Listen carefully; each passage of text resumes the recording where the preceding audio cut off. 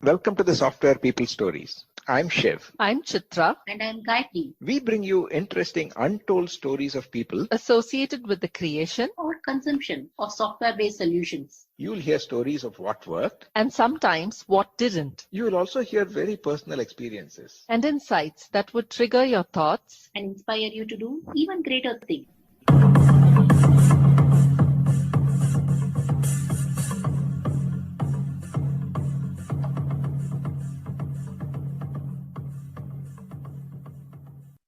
Middle management roles in an organization somewhat read like this: a project or product custodian, someone who's responsible for delivery, a bridge between senior management and teams, a tactician and yet looking out to the horizon, a guide, a mentor, a leader, someone who creates the right environment for people to innovate and deliver, and much more.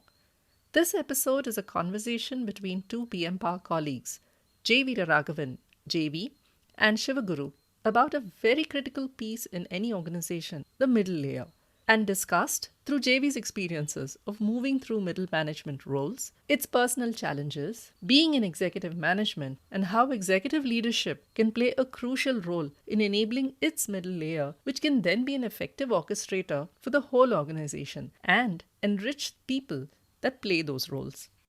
Hi, JV. Welcome to the Software People Stories again. Hi, Chef. Very happy to be part of this Software People Stories again. The third time, I think. Yeah. At this time, I thought we will take a slightly different approach to our conversation. Because one of the things that has been playing at the back of my mind across the various engagements and all that is what may be called as a mid-career crisis.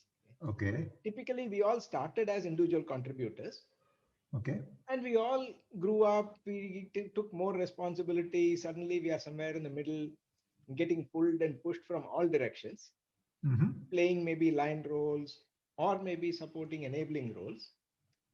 And in your case, you've played all of these, including executive management. Yeah, fortunately. Yeah. So if you can share the journey of how your own transition was for each of these different roles, and then we can probably see how these lessons can be useful for others. Okay, so maybe probably start with a broad idea of what my career has been. I think that way people get a feel for what I've gone through the last 40 years. In some sense, I must say that I'm very lucky because I've had the right breaks all through my career. Basically, I started with software development like most software people do. Did a lot of design, development, coding during the first 5 years. That's how the career started with Tata Burroughs. And then subsequently it became Tata Unisys. The subsequent 4 to 5 years was in project management, the late 80s, where I kind of managed probably 3 or 4 different projects, programs over a period of 4 to 5 years. Then the subsequent 10 years, I would say somewhere between the early 90s and the early 2000s, was more in the middle man, what you may call as a middle management. I was part of middle management in Tata Burroughs, Tata Unisys, part of middle come senior management in some way with Novell when I joined in 1995. The last 4 years in the corporate role, 2001 to 2005, was actually in the executive management role, where I was heading the Novell Development Center in India.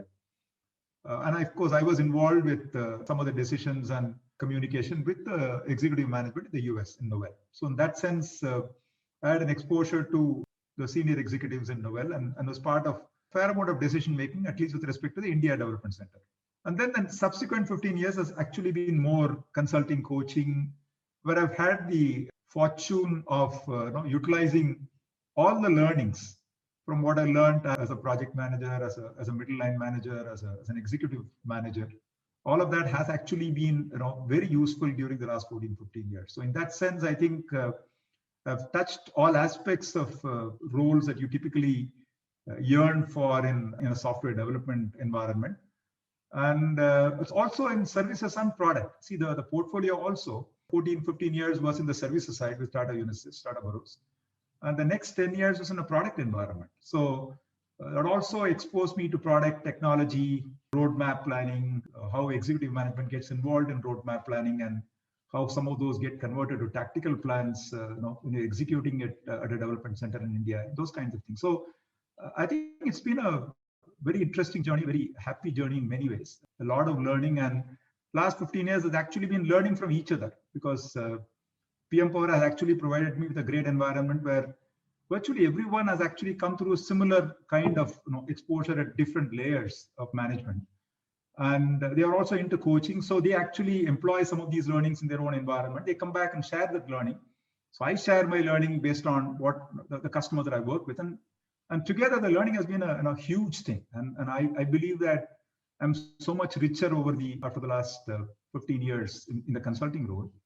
So it's been a good thing. Overall, it's been a great career from my own perspective. Yeah, wonderful, JV. I'm sure you have both happy stories and horror stories in all your transitions. Mm-hmm. You want to share some of those? I think I would say the first transition that I actually went through was from being an individual contributor to actually doing project management. Most people go through this after in India at least. Typically, people go through this after 5 to 8 years. You spend your career as an individual contributor for 5 years at a minimum, and sometimes it can go up to 8 to 10 years. So I was lucky in that sense. I spent about 5 years in software development, design, analysis, those kinds of things. Then it got into project management. It was a pretty tough transition because all along you had been used to actually doing things, getting into the hardcore coding development kind of activity. And suddenly you are tasked with leading a team of people to get things done. And oftentimes I used to end up overstepping onto their shoes, right, in terms of what they were doing. And it was initially tough because there was a tendency to actually go and do things rather than get people to do things. Because you saw some people are struggling. So you tended to actually, rather than help them, go and get things done, because you also had the pressure of deliverables. But what helped me in this process was 2 or 3 things helped me. One is today what we call as emotional intelligence in some way. Being aware of myself and being empathetic with people that I worked with, and kind of sensing what they were going through when I was actually doing this, when I was actually stepping on to their shoes, trying to help them out. I could sense that some were comfortable, some were not comfortable. Some of the entry-level folks were actually okay with helping them out, whereas some of the senior folks probably did not obviously like it. So the ability to actually sense this, be aware of what I was doing, and understanding what people expected from me. I think this was a huge learning for me. In fact, I think I learned a lot in terms of how to actually work with a team of people and get things done during the course of the first big project that we did for one of the customers in Australia, a fairly large automobile customer in Australia. Another thing that helped me was because I had gone through the ranks as a technical person, doing development, coding, design, testing, etc., etc. That helped me also because sometimes these days you find project managers actually become a project manager without necessarily going through the hard grind of actually getting into development. But I actually had the fortune of actually going through that. So in that sense, the technical background also helped me because whenever people expected support from me, and some of the developers, especially new, expected mentoring support, and you were able to do that. And so getting their confidence in you, trust in you, confidence in you was an important thing. So these 2 things, being aware of myself, being empathetic to people's feelings and expectations, sensing that, and using your technical background to provide the right kind of mentoring and support. I think these were things that helped me hugely. And my basic nature was such that people could approach me more openly. So the approachability and the ability to guide, in addition to the 2 or 3 things that I mentioned, I think helped me hugely in dealing with the challenges that I had as a first-time PM. Obviously, the subsequent role in projects, the subsequent 2 or 3 projects where I actually had to lead a larger team, some of them were very experienced and senior, was much easier because the learnings in this were actually usable or implementable in the subsequent kind of situations. So this is with respect to the project management transition. I think the bigger challenge personally was when I transitioned into the middle management role, where there are project managers reporting to me. There was delivery responsibility. Those days, the delivery and the execution, the competency development of people were actually together in one role. I mean, sometimes today you find in the agile world, you do have a distinction between the delivery role and the competency development roles in many organizations. Whereas during those days, it was actually something together. Your role as a middle line manager was, you were responsible for delivery, but you're also responsible for developing people. So this is where I actually found a lot more challenges, because you are no longer dealing with individual contributors. They're actually dealing with managers who are mature, who had an understanding of what needed to be done. And so stepping onto their shoes was not an option at all. I mean, that nobody obviously liked. The other thing was suddenly you had a sense that you didn't have anything to do. I mean, as an individual project manager, you always feel that you're delivering something. So you have something to do all the time. But when you actually transition to a middle line manager, there is nothing directly you're delivering on a day-to-day basis. You are obviously responsible for overall delivery, but there are delivery managers who are actually doing it on a day-to-day basis. Project managers are doing it on a day-to-day basis. So you are, in some sense, doing an oversight function on this and making sure that when things they have issues, you are able to deal with them and as much as possible proactively help them out. So this is a role where obviously it required a lot more maturity in terms of dealing with even more responsible people. And I actually had a major problem in the first program that I managed. The project manager was a fairly senior project manager. But then I actually, the project required developing a product kind of situation for Unisys. So there were a lot of crises. I mean, we committed something with a huge underestimate. And so we ran into a situation in the project where we had not done a product kind of development before that. It was all projects for a specific customer. Here was a situation where we were actually doing a product engineering. So that experience not being there, we ended up a lot of issues with project management and delivery and not being able to fulfill commitments, testing throwing up a lot of issues that we did not anticipate, customer deliveries slipping towards the end rather than during the course of the project. We didn't sense a delay there. So what ended up happening was the project manager is actually doing a good job, but my anxiety to ensure that the customer commitments are actually met, and the fact that we were hugely down on resources from an estimate perspective, called for people to work overtime, put in a hell of a lot of extra effort, and also look at the customer end and so on and so forth. So basically, I ended up actually stepping onto the shoes of the project manager in this case, and I realized that in some sense it eroded the confidence of the project manager. You tended to deal with the team directly sometimes rather than through the project manager. So those are things that I realized that subsequently. I mean, I didn't realize it when I was actually doing it because I was very anxious to get the thing done with minimal delays and so on and so forth. But I realized that that was an area where, especially since we had a manager, I had a role to play in terms of helping him develop himself in the role, helping him see issues proactively, probably sitting outside a little bit more so that you could actually see things from a different perspective.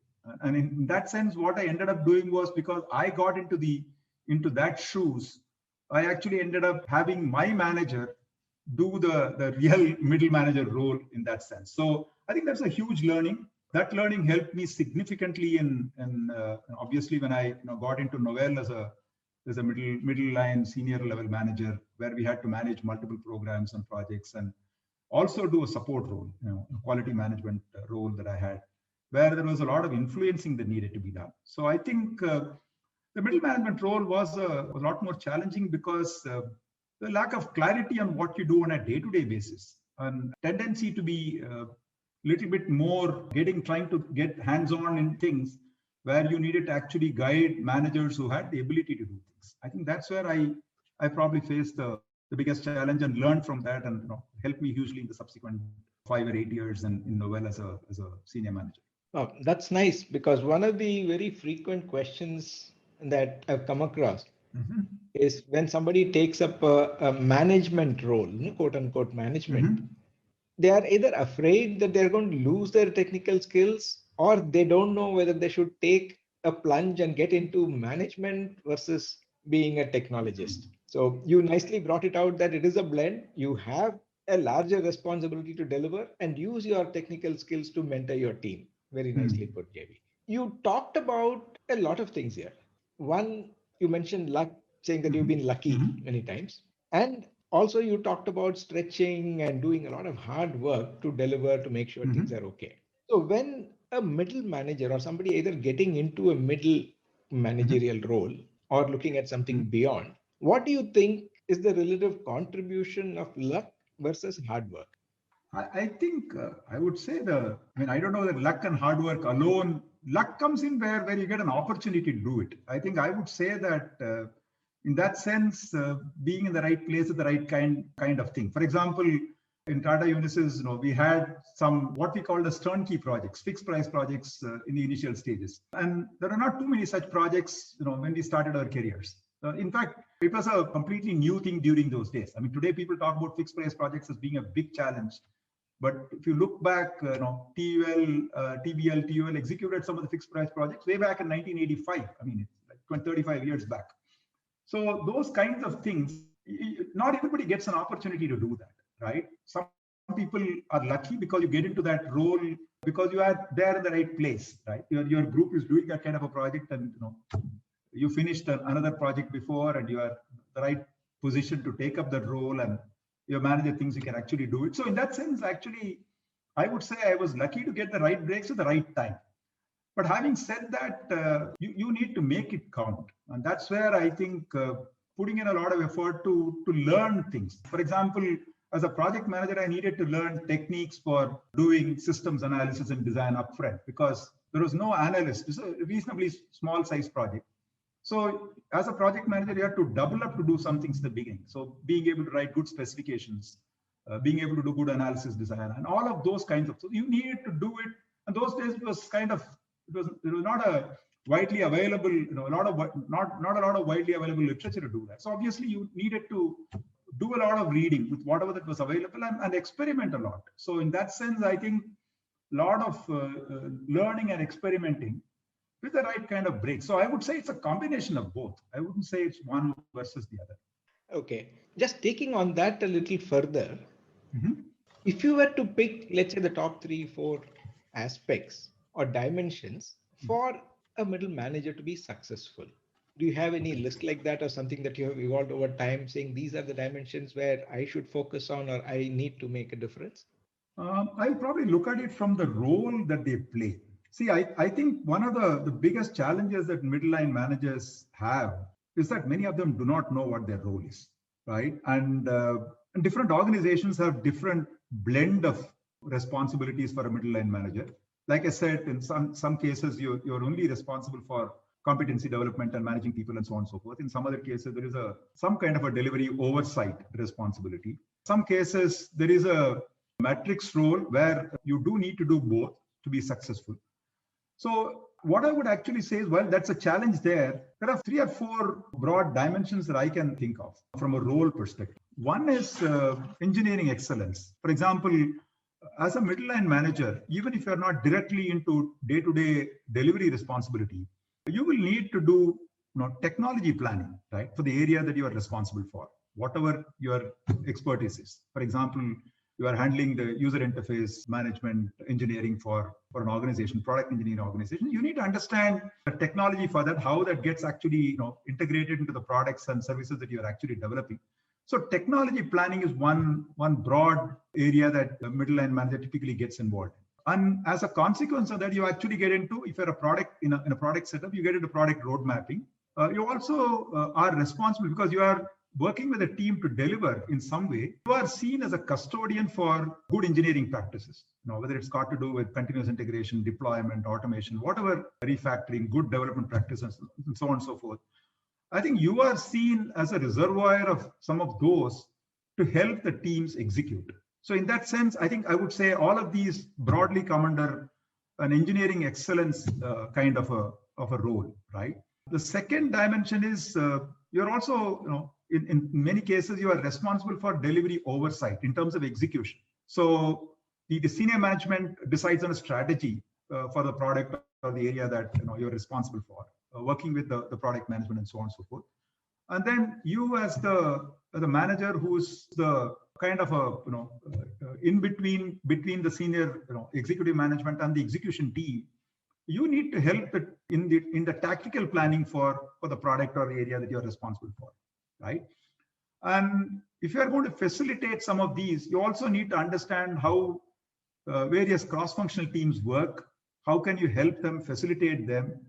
How can you think customer and flow and so on and so forth? How can you help the team sense issues relating to execution proactively and deal with them, and be a guide, mentor, sitting outside, so that they are able to tap into your experience and ensure that the execution goes through smoothly, even though you're not involved on a day-to-day basis. I think the third, probably what I would say, is your own self. I think you need to be seen as a leader, right? So your own leadership, personal self-leadership in some sense. For example, how do you create the right environment for teams to succeed?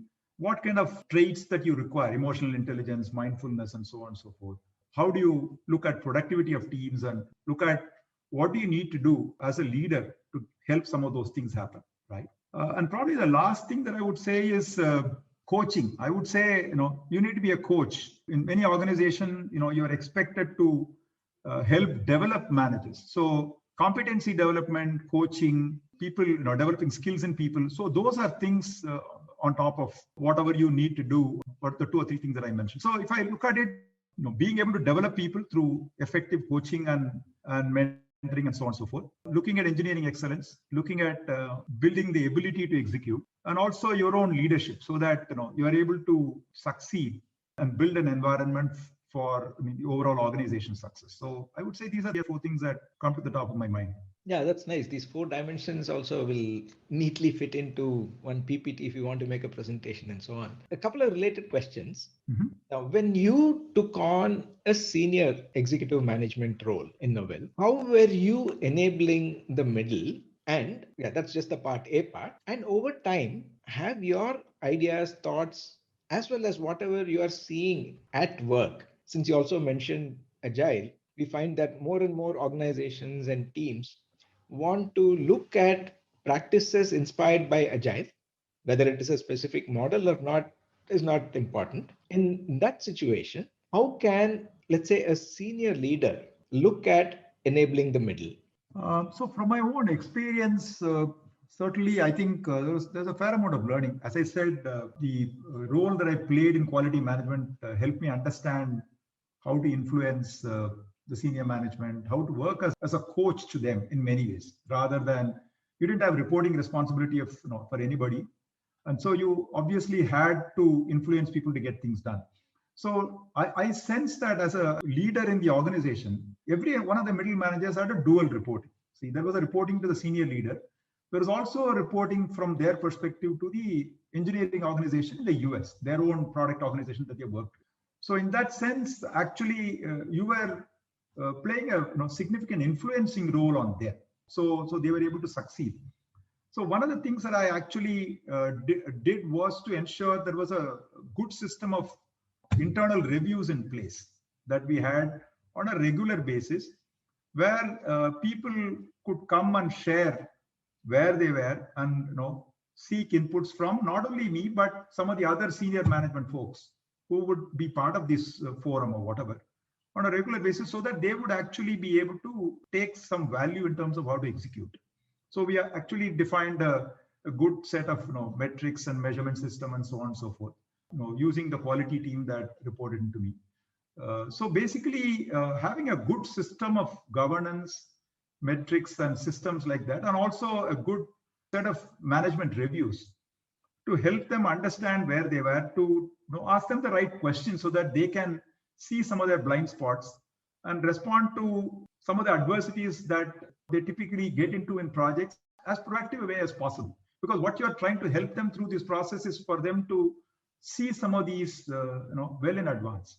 More often than not, when you're playing a delivery role and getting into that thing, managing multiple projects, you don't generally look at some of those things because you're caught up on a lot of operational issues and tactical things. You needed to help people to be able to see slightly bigger picture, look at a medium term, long term roadmap of where the project is heading and ask the right question. So that was one major thing that I actually did.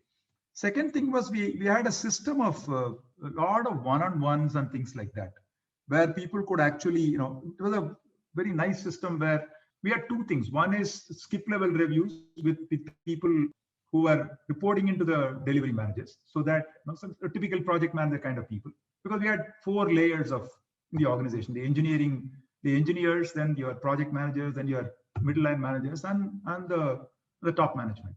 So basically, by interacting with project managers on a periodic basis, you get a sense of issues that some of the delivery managers may not be aware of, the middle line managers may not be aware of. So you fed some of these inputs into them so that they were able to fix some of the blind spots that they had. So this was the second thing that we had. Third thing we actually also did is some systems. We incorporated a system of what we call the employee development dialogues, where there was a lot of focus for the middle line managers on developing people. It was a nice system where typically most managers spend time with their reportees only on performance management, right? A monthly review of where a manager or an individual contributor stands in terms of objectives, focusing only on the reviews with respect to objectives. Whereas we actually wanted a system where these one-on-ones that was happening between delivery managers and project managers or across all the levels actually did not focus on the performance side, but focused on the development of people. So we had an employee development dialogue system, which was integrated into talent development from a HR perspective. And there was one HR executive identified only for people development. There are people who are doing recruitment and some of the training and so on and so forth. But one HR executive was only responsible for employee development as a primary focus, talent and employee development. So I think some of these things help. So we had systems. We also had practices that help people understand that development is a focus and not just day-to-day performance. Yeah, very nice, JB. So I have a question that probably complements this. This is something that you talked about in terms of creating the system, creating the supporting processes, practices, and all that. Now, as an individual, if I'm a middle manager, how can I leverage my environment? For instance, you did talk about having your manager play the middle manager role when you stepped into a lot of details of delivery. You also referred to learning from your peers. So as a middle manager, when I am under so much of pressure to deliver and all these different expectations, how can I leverage, say, my managers, my peers, my team members to both enrich myself and also help them be successful? I think one way is to have a great set of communities of practice in place in the organization. Even during those days, we used to have 1 or 2 vibrant communities. In fact, we had a community of what we called as extended staff, which is all project managers and folks at that level. So we used to facilitate a lot of sharing in that forum, so that people could come up with issues and we discuss things. I think today's environment, especially when you talked about agile, communities of practice is the only way where people can actually learn without the fear of being assessed for performance and so on and so forth.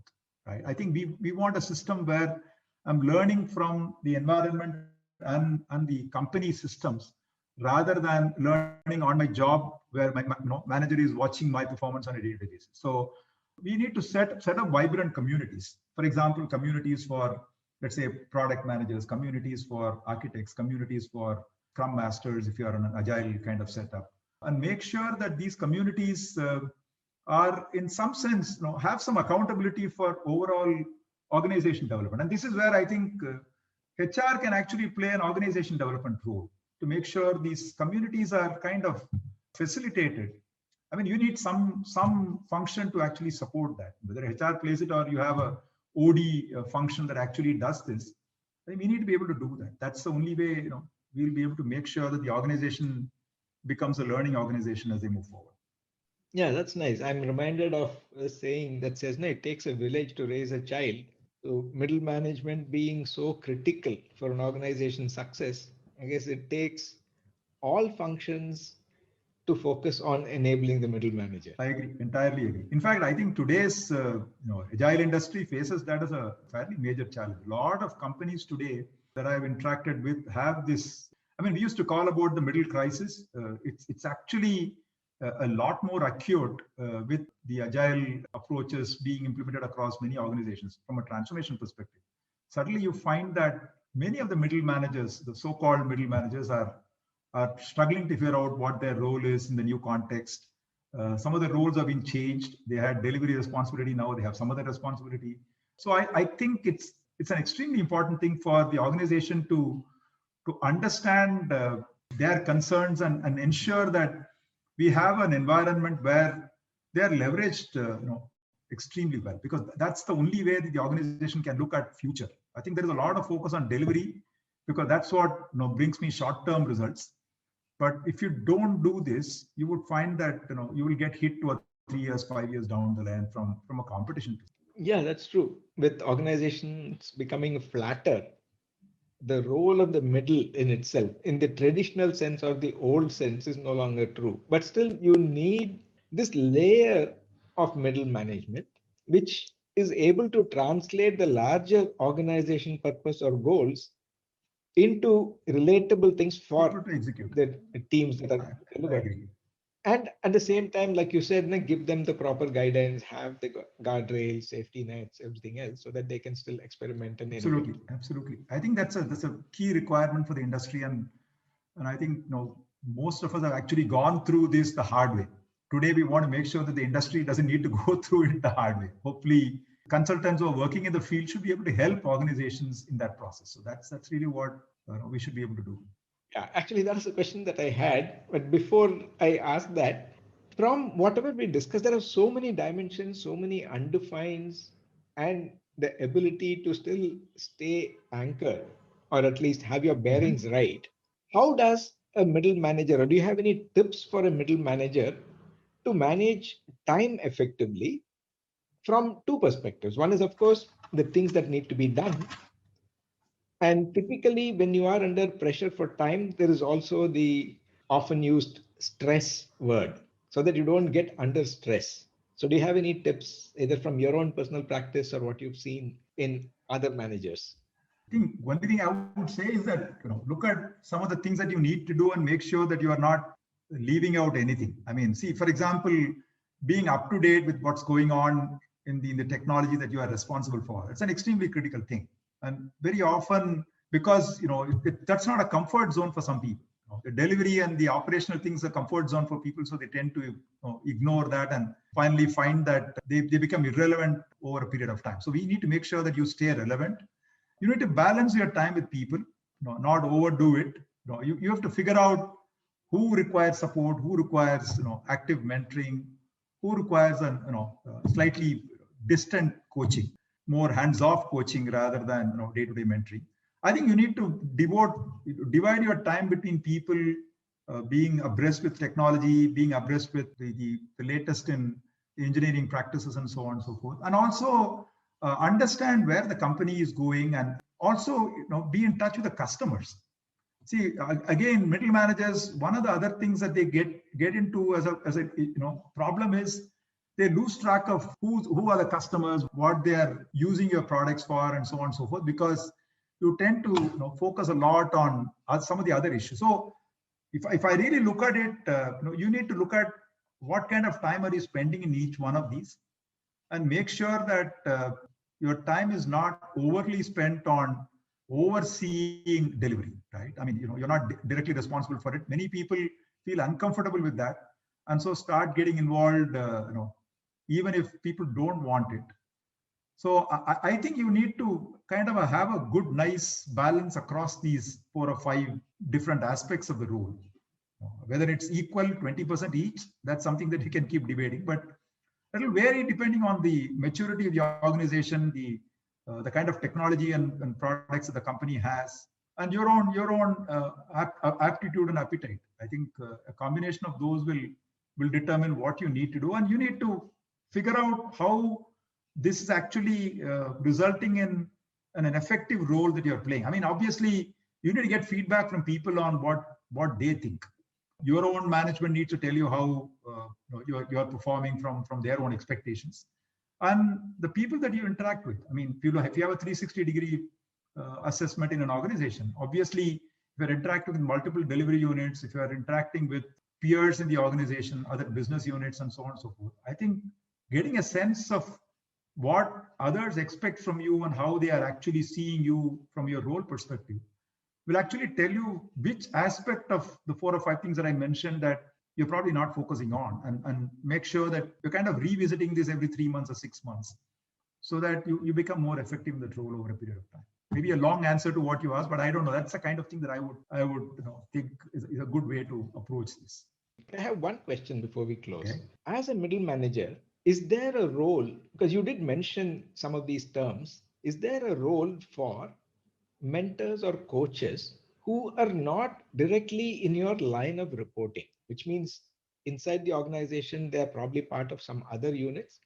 Or if it is external coaches who can bring in some value from their very diverse experience, how much of a role can they play? Because many times we say that the manager is so immersed in, say, a lot of internal aspects and delivery, which is very, very narrow focused, for a particular project or a customer.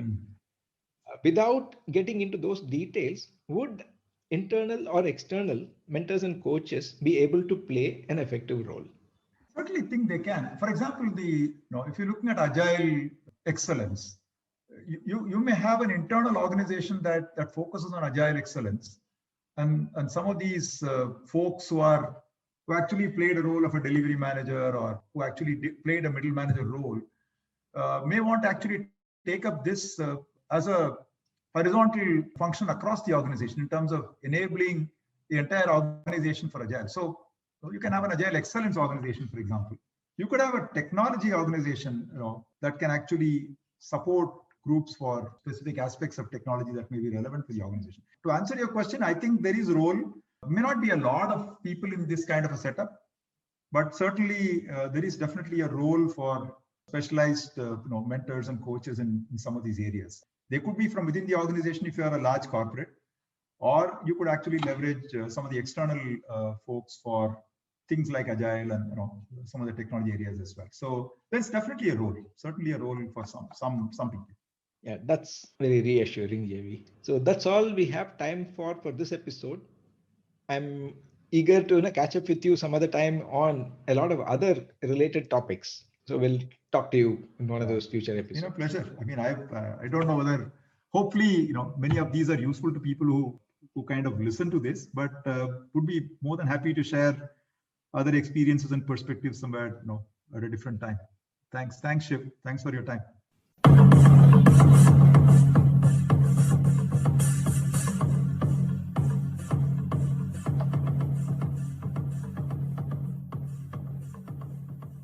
We thank Siddharth for the music and Malavika for promoting the Software People stories. If you like this episode, please subscribe on your favorite podcast client and spread the word in your network. If you'd like to share your story, contact us at podcasts@pm-powerconsulting.com.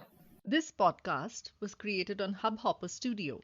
If you wish to start your own podcast for free, visit www.hubhopperstudio.com. Hubhopper is India's leading podcast creation platform. Start your podcast with Hubhopper Studio and you get your voice heard across platforms like Spotify, Gaana, Google Podcasts, Wink Music, and more. Click on the link in the episode description or visit www.hubhopperstudio.com.